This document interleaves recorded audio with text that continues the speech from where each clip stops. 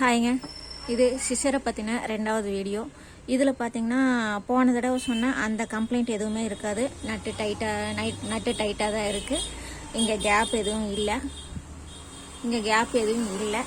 ஆனாலும் எனக்கு கிளாத்தை கட் பண்ணும்போது கட் பண்ணலை. ஏன் அப்படின்னோம்னா இதில் ஷார்ப்பு போயிடுச்சு.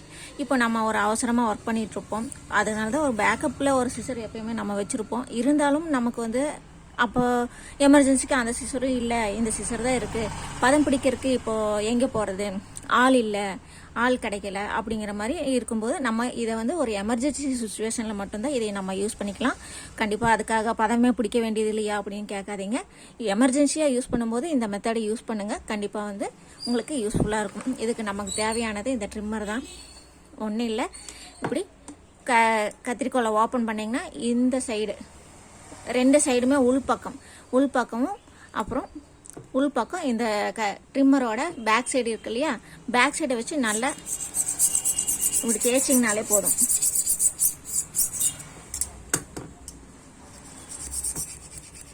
இது எமர்ஜென்சியாக இப்போதைக்கு டெம்பரரியாக யூஸ் பண்ணுறதுக்காக நீங்கள் தாராளமாக யூஸ் பண்ணலாம். நெக்ஸ்ட் இந்த சிசரில் இந்த பக்கம் கீழே இருந்து இப்படி மேலே சாஞ்ச மாதிரி வரும். அதில் நல்லா நேராக வைக்காமல் அதோட போக்குலேயே நம்ம ஷார்ப் பண்ண மாதிரி இருக்கணும். அதுலேயும் வச்சு நல்லா பார்த்தீங்கனாலே தெரியும். இது டைரெக்டாக ஸ்ட்ரைட்டாக இருக்காது, கொஞ்சம் ஸ்லோப்பாக சாஞ்ச மாதிரி இருக்கும். அதுக்கு தகுந்த மாதிரி லைட்டாக நீங்கள் அந்த ட்ரிம்மரை சாய்ச்சி நீங்கள் பண்ணணும் 2 பக்கமுமே.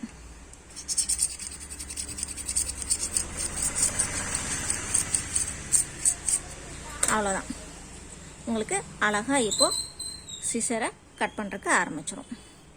இது டெம்பரவரியாக நீங்கள் யூஸ் பண்ணும்போது மட்டும் எந்த பக்கம் கட் ஆகலையோ அந்த பக்கம் நல்லா,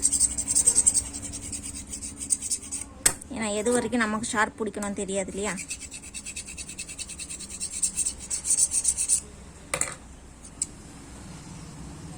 அவ்வளோதான், டெம்பரரியாக நீங்கள் சிசரை ஷார்ப் பண்ணுறதுக்கு ஈஸியான ஒரு மெத்தடு. இது பிகினர்ஸருக்கு ரொம்பவே யூஸ்ஃபுல்லாக இருக்கும்னு நான் நினைக்கிறேன். இந்த தகவல் உபயோகமாக இருந்தால் தயவு செஞ்சு இந்த வீடியோவை லைக் பண்ணுங்கள். கட் பண்ணாத சிசரை ஈஸியாக நம்ம கட் பண்ண வைக்கலாம். ஓகேவா? பாய்.